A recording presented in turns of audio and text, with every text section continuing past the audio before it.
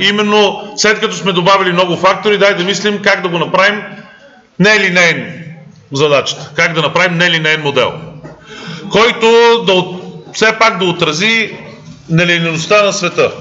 Това от една страна. От друга страна обаче, ние все още искаме да можем да си ползваме ония нашия кокъл, чук. Дистанционните не знаят чегата, но това е кокъл. Инструмент, с който сме по-добри от конкуренцията. А именно, с линейната регресия, как да направим така, че хем да е нелинейен модел, хем да е многофакторен, хем да го решим с линейна регресия. Сега, тук хората много са се мислили по въпроса, прескачам цялото това мислене, направо го обяснявам. Подход има и даже ако така тръгнем, всичките многофакторни модели, това, което ще ви покажа, им е общия случай, а линейната версия е по-скоро втори, частния случай. Общия случай е този, който сега ще покажа. И много интересно, че в различни сфери на науката, химия, икономика, отсреща автоматика, компютър сайенс, те да пишат софтуер и така нататък, хора независимо са стигнали до криво-ляво същата идея. Но от уважение на това, че я решаваме в университет по управление, какво беше? Аз съм забрал какво беше.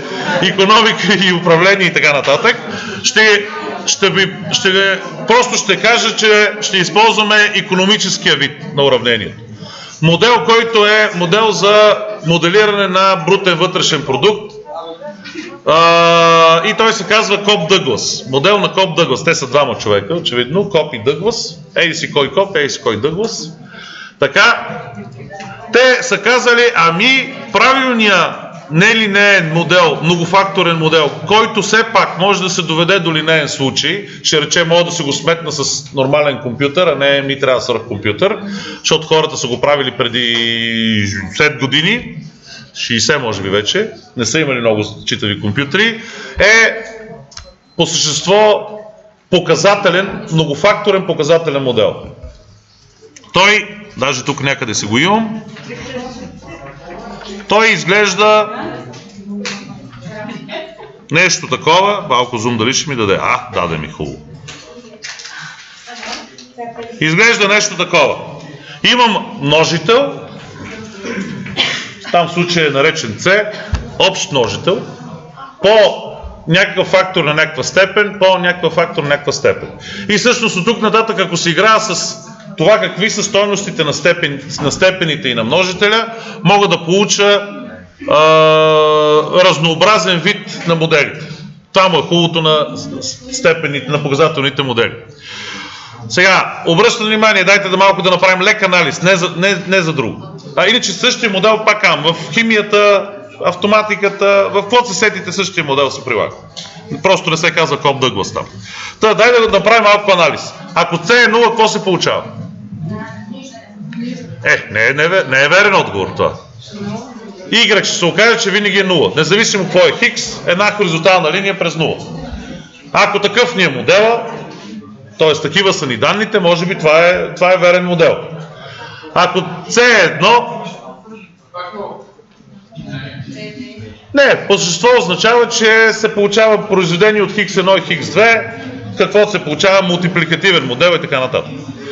Ако C съответно клони към 0, означава, че сигнала, който правим ще по-близък до хоризонтална линия, близка до Хикс, т.е. входните ни данни са някакви такива.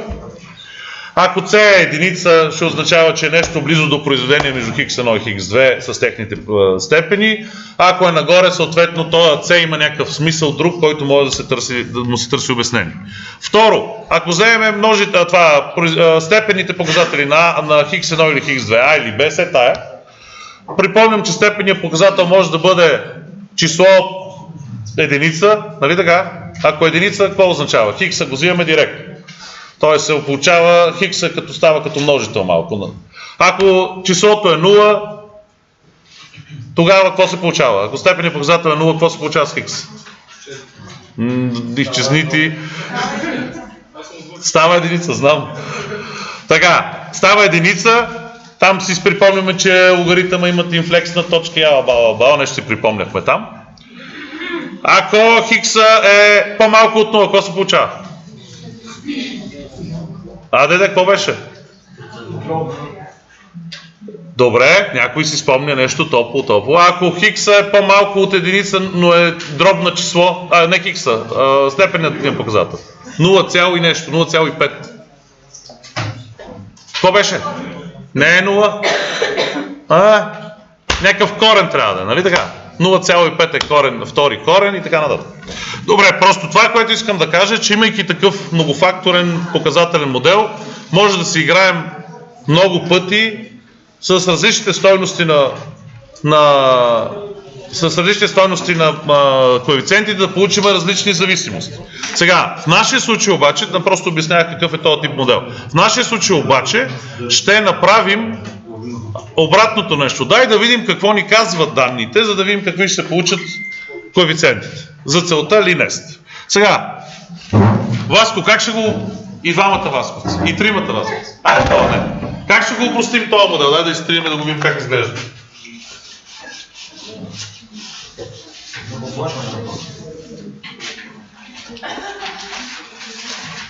Хайде ще го пишеме това, за радост на Гери.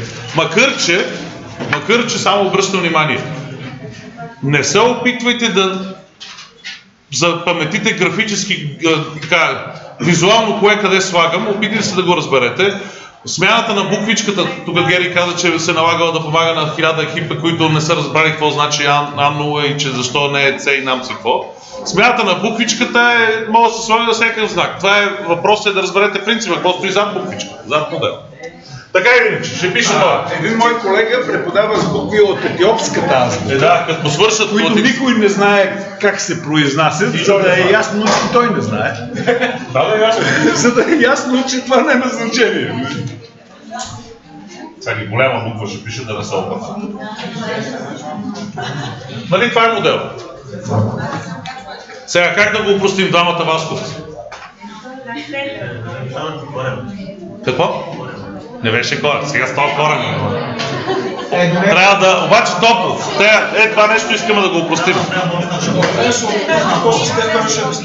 Нещо ще логаритмуваме, да. Защото степените показатели минават като множество. Хайде сега, логаритмувам. Хайде обратно ще. И от надолу речки да пише, за това да се стои така. Логаритмувам. Що бе, знаеш как става? И се получава логаритъм от първо логаритмите на две числа, ако две числа са равни, логаритмите са равни, иначе мога да имам право да логаритмувам от двете страни. Второ, логаритъм от произведение се представя като сбор от логаритм. Логаритъм от c плюс логаритъм от x1 на степен a плюс логаритъм от x2 на степен b. Сега тук трябва да си припомня, че използвахме специален вид логаритъм, не всеки, не десетичен, не двоичен, най-често използван, също това е най-често използвания, именно натурален логаритъм, който си припомняме, че беше при основа, нещо си е, така нататък. Добре, последното нещо, което ще използваме е и тази работа, че ако логаритмуваното число е повдигнато на степен, степенният показател може да мине като множител. И именно за това е начинът, по който мога от този общ вид на модели да го докарам до този вид, линеен. Добре? И ще се получи нещо от сорта на... Даже е хубаво, направо те ще ги напиша тук.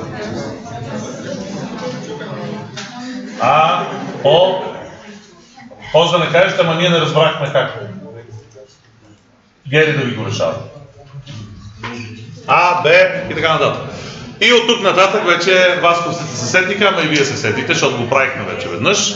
Ще използвам любимото, особено на кандидат-студента, поне по мое време ми беше любимото, не е линейно преобразование, а именно полагане, нали? Да. И Васките го забравя този вече. Това нещо ще положа. Това нещо ще положа. Това нещо ще положа. И криво-ляво се отървахме от логаритмите, не смеем да ги гледаме, нали така? Ама, това не сме се отървали от него, за него ще се припомни какво беше. И така, това ще му сложа някаква буква. Не, вече, вчера го използвахме, вече използвахме Q, така че нека да не бъде... Вчера трябваше да кажеш не.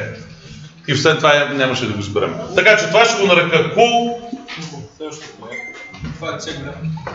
Това ще го сложа да го нарека C1. Вчера така го кръстихме. Това ще бъде A по Z1 плюс B по... Нали това означава, че е така. По Z2. По същество, това, което сме направили е, че трябва да получим няколко нови колонки. И между другото има особеност, трябва да внимаваме как ще ги подредим. Една колонка е Q равно на логаритъм от Y. Втора колонка, друга, е Z1 равна на логаритъм от X1. Трето, Z2 равно на логаритъм от X2. Тоест, 3 нови колонки. Тада, ура! Върху този вид, който го получихме вече, мога вече тук да приложа линейна регресия, ще речем мога да използвам линест. Линест, който взима колонка Q, колонка Z1, колонка Z2 и ще получа коефициентите A, B и един коефициент, който почти ни върши работа, C1. Вчера правихме този фокус, днес трябва да го направим още веднъж. А именно, че от така получените коефициенти А и Б директно ни вършат работа. Той е готов, той е готов. А С, ето ще го напиша, C1 е равно на логаритъм от С.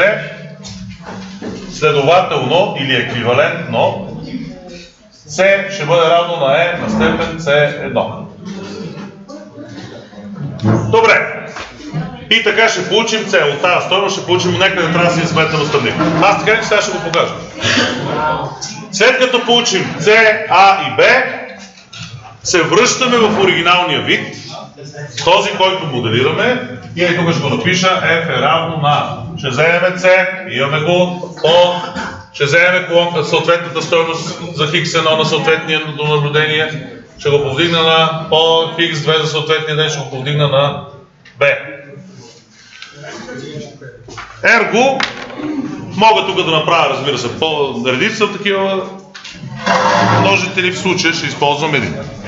Дай да видим как изглежда това в Excel. Отново, започвам с тези данни, избирам Y, X1 и X2, хопвам.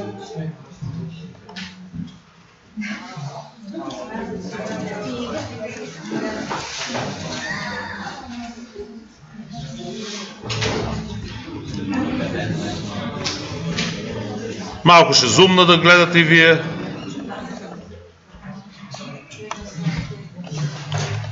Ще го замръза тук. Добре. Първото нещо, което ни трябва е да изчислим тези полаганията. Защото цялата тази работа я правим, само колкото да знаем. Знам какво е полагане. Айде, де. Q е равно на логаритъм от Y. Даже ще го сложа в скоби, за да сетите, че такава е формулата. Z1 ще е равно на логаритъм от X1. Кое какво казва? Не. Така, после като тръгнеш да смяташ формулата, забравяш за какво. По-хубаво да си го напишеш така. И после, когато кажеш, аз върху какво трябваше да сложа линеста, по-хубаво да знаеш кое ти е. Така, затова и всъщност повечето грешки, които виждам да стават, са от претупване на документацията. И не само с вас, а и с други случаи. Така, и така ще го кажа, логаритъм, това ще бъде логаритъм от Y. Сега, тук е много съществено. Вместо да вмъкна и тук колонка и да кажа тук логаритъм Y нещо си, и вместо тук да вмъкна колонка и да сложа логаритъм от Хикс е тук, Много съществено е тези две колонки да са една до друга. Защо? Защото линест е многофакторния линест иска да са една до друга. И затова не бива да се разделят по никакъв начин. Така, затова и ще ги сметнем една до друга.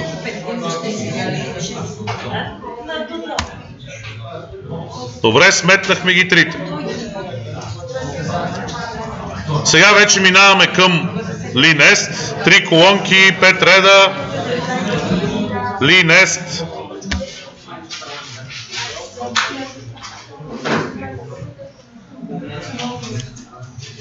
Познатия Y-ците, които ние знаем са заместени с Q, нещо, което произлиза от Y, за обучаваща последователност, а хиксовете, които знаем, се заместват с техните преизчислени стойности логаритмични. Z, Z, Z и така нататък. Пиша true, затварям. Ето, ще видите как ще изглежда сега цялата функция. И Ctrl-Shift и Enter. Ура, получихме стойности, но веднага трябва да си припомним коя е. Тая стойност коя е? C1 е верен отговор. Тая стойност коя е? Тая е А, тая коя е? Добре, защо? Припомням. Тая, понеже решаваме това нещо с линеста, C1 е свободният член, А е множителя пред първия, Б е множителя пред втория фактор.